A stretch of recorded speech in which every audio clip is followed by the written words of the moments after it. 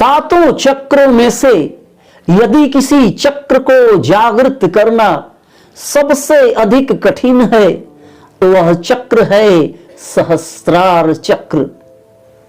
सहस्त्रार चक्र इतना विस्तृत और विशाल है कि इसे किसी चक्र की संज्ञा नहीं दी जाती।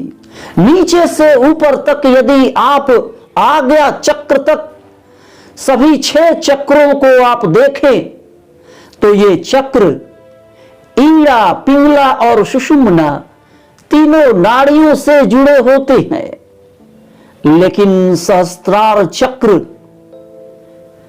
डायरेक्ट सुषुम्ना नाड़ी से जुड़ा होता है।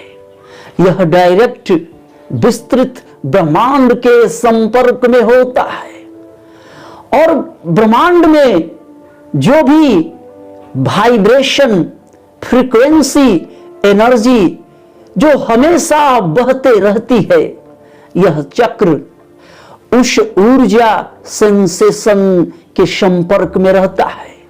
क्योंकि ये जो सुषुम्ना नाड़ी जो बीच वाली नाड़ी है, सुषुम्ना नाड़ी सहस्त्रार चक्र का सबसे ऊपरी पॉइंट है और सुषुम्ना नाड़ी का जो सबसे ऊपरी पॉइंट होता है, जो इसका ओपनिंग होता है, उस ओपनिंग पॉइंट को ब्रह्मरंध्र कहते हैं। यह चक्र डायरेक्ट ब्रह्मांड से जुड़ा होता है।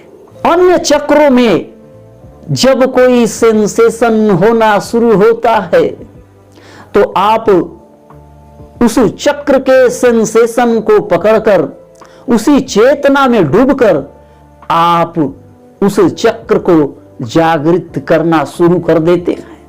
लेकिन यह सहस्त्रार चक्र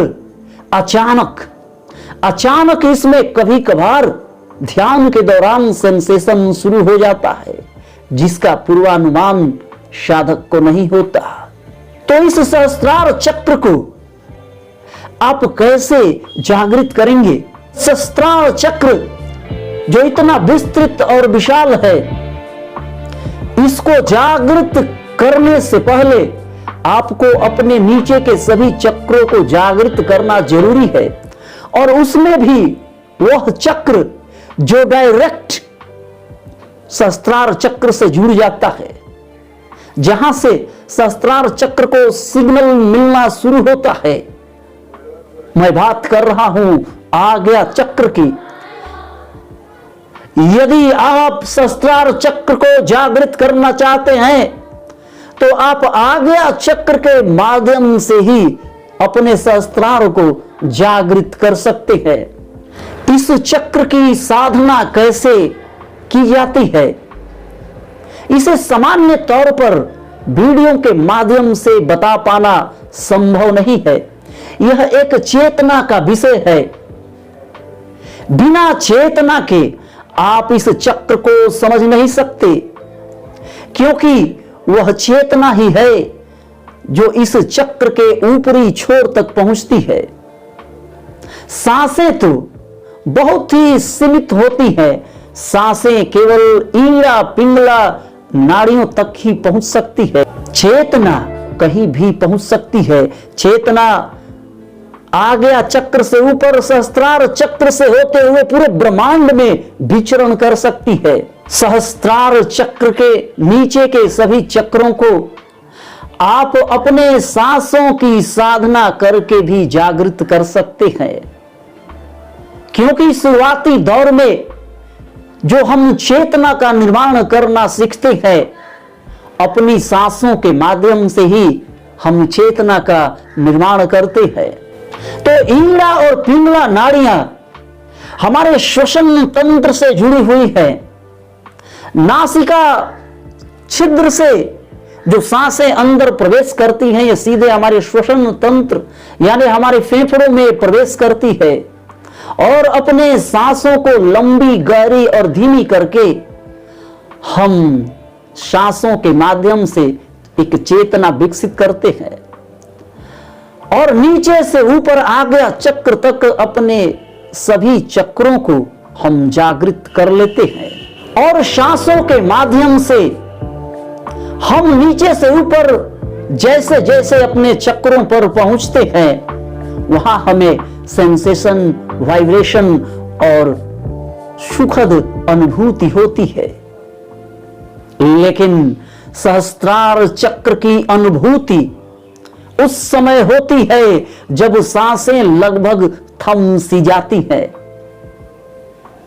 जब सांसें थम जाती हैं तो नए नए साधक डर जाते हैं, कहीं उनकी सांसें हमेशा के लिए ही न थम जाएं, और इस डर से वे अपनी आंखें खोल देते हैं। यदि आप उस स्थिति में भी चेतना में बने रहते हैं तो सांसें तो सीमित है, सांसों की एक सीमा है, लेकिन चेतना सांसों के उस पार भी जा सकती है।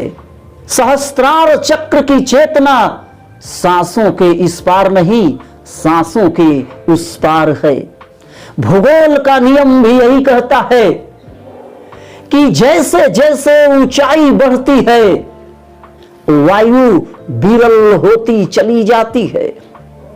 तो जैसे जैसे आप नीचे से ऊपर की तरफ अपने चक्रों पर बढ़ते हैं और जब आप सहस्त्रार चक्र में पहुंचते हैं तो वायु लगभग थम सी जाती है, और ठीक उसी समय आपको सहस्त्रार चक्र की अनुभूति होनी शुरू हो जाती है। सांसों के उस पार जब आप पहुंचते हैं तब आपके सहस्त्रार चक्र में नीचे से उस बिंदु पर जहां ब्रह्मरंध्र है, वह ओपनिंग पॉइंट है जहां सुषुम्ना नाड़ी अंतिम छोर पर है, वहां नाड़ियों के समान स्पंदन होना शुरू हो जाता है।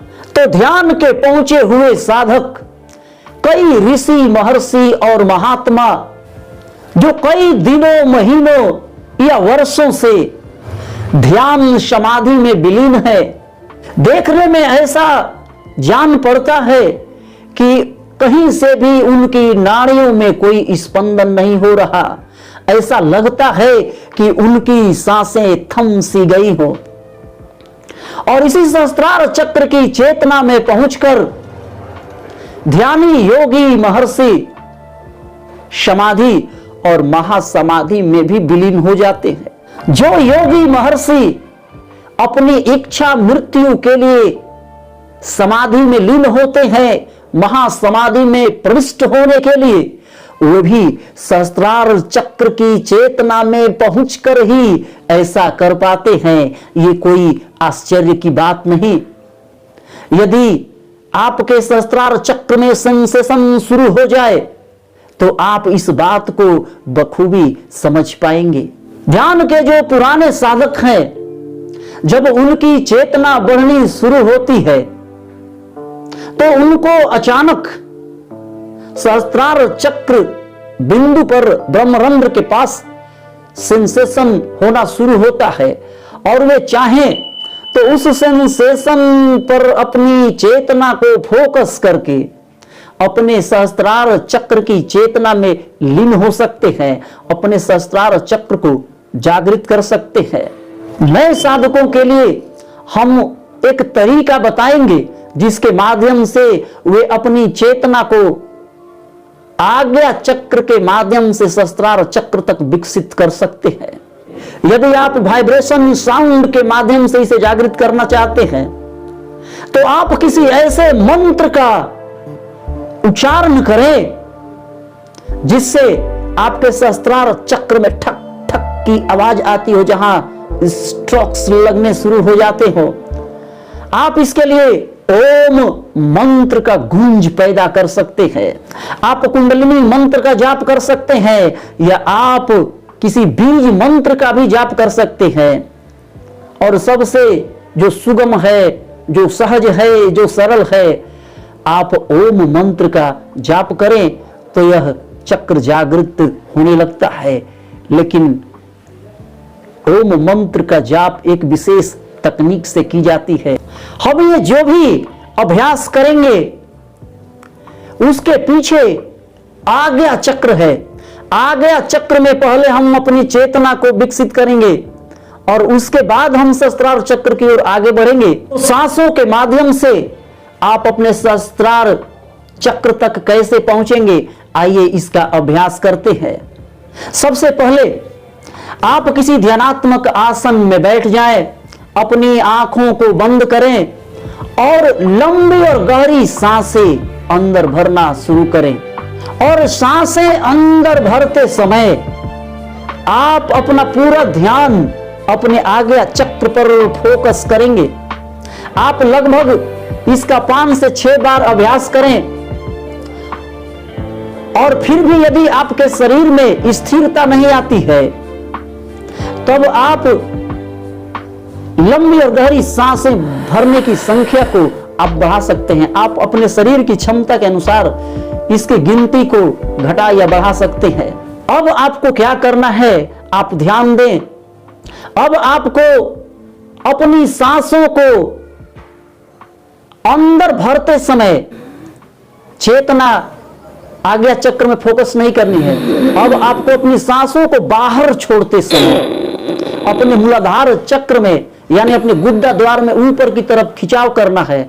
अपनी सांसों को होल्ड कर लेना है और जब तक आप इस स्थिति में बने रहें तब तक आपको अपना पूरा ध्यान अपने सहस्त्रार चक्र में रखना है।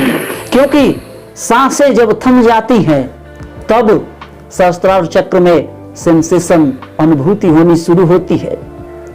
जैसा आप जानते भी हैं कि कपालभाति जो प्राणायाम है, कपालभाति प्राणायाम का उद्देश्य आपके कपाल यानी आपके ब्रेन को शुद्ध करना है, इसीलिए इसे कपालभाति प्राणायाम कहते हैं। और कपालभाति प्राणायाम में सांसों को लेने पर नहीं, सांसों को एक झटके के साथ छोड़ने पर पूरा पूरा ध्यान होता है। तो इससे आपके सहस्त्रार चक्र के जागरण की तैयारी शुरू हो जाती है। इसलिए पहले योगी महर्षि ध्यान साधना से पहले कपालभाति क्रिया या कपालभाति प्राणायाम का अभ्यास किया करते थे। तो आप प्रतिदिन इसका कम से कम 21 बार अभ्यास करें और आप देखेंगे कि प्रतिदिन इसका अभ्यास करने से आपके सहस्त्रार चक्र में सेंसेशन शुरू हो जाएगा।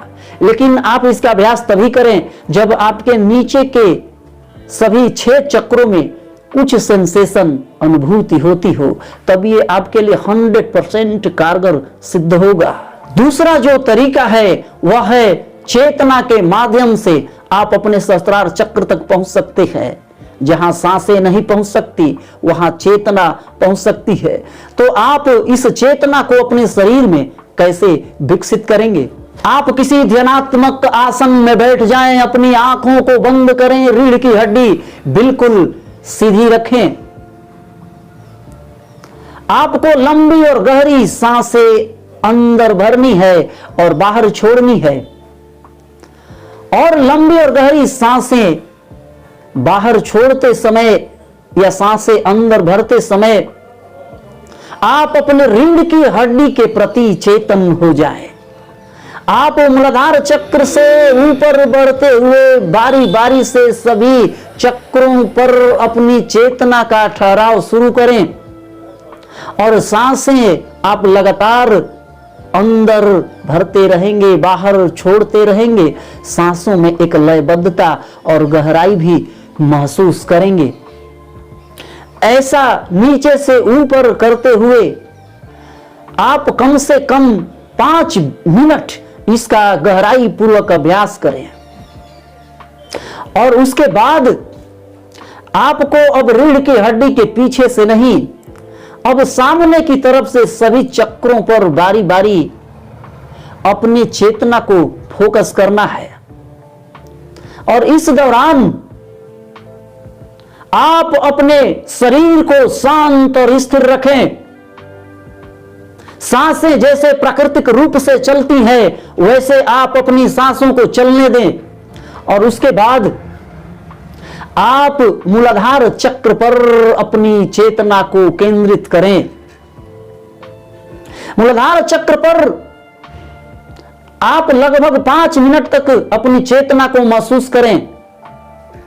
यदि आप सामान्य तरीके से इसे महसूस नहीं कर पाते तो आप अपने मन में लम मंत्र का मानस जाप भी कर सकते हैं। उसके बाद इसी प्रकार आप स्वाधिष्ठान, मणिपुर चक्र, अनाहत और विशुद्धि, आज्ञा चक्र तक, और उसके बाद सहस्त्रार चक्र में भी आप अपनी चेतना को 5-5 मिनट के लिए सभी चक्र में फोकस करेंगे। जब आप अपने नीचे से ऊपर सभी चक्रों में बारी बारी चेतना को फोकस करेंगे, उसमें ठहराव महसूस करेंगे, तब आप देखेंगे कि नीचे से ऊपर वाइब्रेशन, एनर्जी, फ्रीक्वेंसी आपके सभी चक्रों में पहुंचनी शुरू होगी और ये चेतना आपके आज्ञा चक्र तक पहुंचेगी। इससे क्या होगा कि जैसे विद्युत धारा दौड़ती है, ठीक उसी प्रकार एक सर्किट बन जाएगी सभी चक्रों में सेंसेशन के माध्यम से, और इसका फ्लो बढ़ता चला जाएगा, सेंसेशन बढ़ता चला जाएगा और ये सहस्त्रार चक्र में भी पहुंचना शुरू हो जाएगा। और तीसरा तरीका जो सबसे पावरफुल है, ये 100% कारगर है, क्योंकि सहस्त्रार चक्र एनर्जी, वाइब्रेशन, फ्रीक्वेंसी का चक्र है। तो आप ओम मंत्र का विशेष तकनीक से उच्चारण करेंगे। आप इसे किस प्रकार करेंगे? आप जैसे ओम मंत्र का उच्चारण करते हैं सामान्य तरीके से, आप बहुत देर तक इस मंत्र को मुंह खोल के उच्चारण करते रहते हैं, वैसा आपको नहीं करना है। आपको अपना पूरा ध्यान गूंज पैदा करने पर फोकस करना है। लंबी और गहरी सांस भरेंगे और फिर उसके बाद ओम मंत्र का उच्चारण शुरू करेंगे। शुरुआत में आप थोड़ा सा अपने होठों को खोलेंगे और फिर आप अपने होठों को बंद कर लेंगे। इसके गूंज को अंदर की तरफ गूंजते हुए सहस्त्रार चक्र में इसकी आवाज को, जो स्ट्रकिंग साउंड है, उसको आप सुनने का प्रयास करेंगे। पूरी चेतना के साथ आप इसकी अनुभूति करेंगे। तो आप इस वीडियो क्लिप को देखें।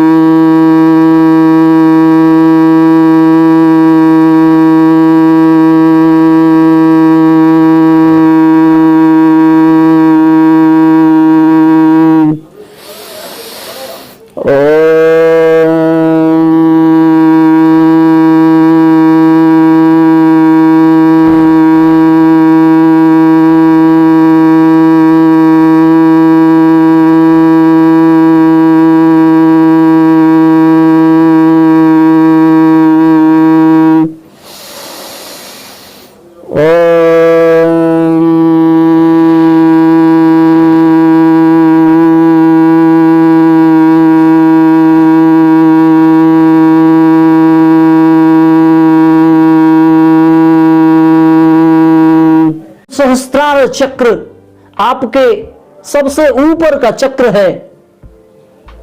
आप सहस्त्रार चक्र को जागृत करने से पहले आप अपने नीचे के चक्रों पर ध्यान दें। सबसे पहले आप अपने नीचे के चक्रों से ऊपर की तरफ आज्ञा चक्र तक पहुंचे। यह मैं केवल सहस्त्रार चक्र के लिए ऐसा बता रहा हूं। इसके पिछले वीडियोस में आपने देखा होगा, मैंने आपको बताया है कि आज्ञा चक्र पर जब सेंसेशन महसूस होने लगे तब आप मूलाधार चक्र से ऊपर की तरफ बढ़े। आज्ञा चक्र के बारे में मैं बहुत वीडियोस बना चुका हूं, क्योंकि आज्ञा चक्र ही वो पहला चक्र है जहां धारणा होती है, उसके बाद ध्यान घटित होता है। यहां 2 कमल की पंखुड़ियां हैं और 2 कमल की पंखुड़ियों के बाद सीधे मूलाधार चक्र में 4 कमल की पंखुड़ियां हैं। चक्रों में कमल की पंखुड़ियों के अनुसार हम नीचे से ऊपर की तरफ बढ़ते हैं। तो यदि आपके आज्ञा चक्र में अनुभूति होने लगे, सेंसेशन होने लगे, सुखद अनुभूति होने लगे, तब आप नीचे से ऊपर की तरफ अपने आज्ञा चक्र तक पहुंचेंगे, जहां एक सिग्नल, वाइब्रेशन, सेंसेशन पैदा होगा और सहस्त्रार चक्र उसको अपने आप खींचना शुरू कर देगा। यदि आपके मन में किसी प्रकार की शंका हो, कोई प्रश्न हो, तो आप वीडियो पर कमेंट करके अपने प्रश्न पूछ सकते हैं। हम यथासंभव आपके सभी प्रश्नों का उत्तर देने का प्रयास करेंगे। और यदि आप अपने ध्यान के अनुभव को शेयर करना चाहते हैं एक बड़े साधकों के समूह में, तो वीडियो के डिस्क्रिप्शन में व्हाट्सएप ग्रुप का लिंक है। आप हमारे व्हाट्सएप ग्रुप से जुड़ जाएं और अपने ध्यान के अनुभवों को हमारे साथ शेयर करें। आपका ध्यान सहज, सुखद और आनंददायक हो। मैं आपके सुखद भविष्य की कामना करता हूं। ध्यान में आपका परम मित्र संतोष सक्सेना।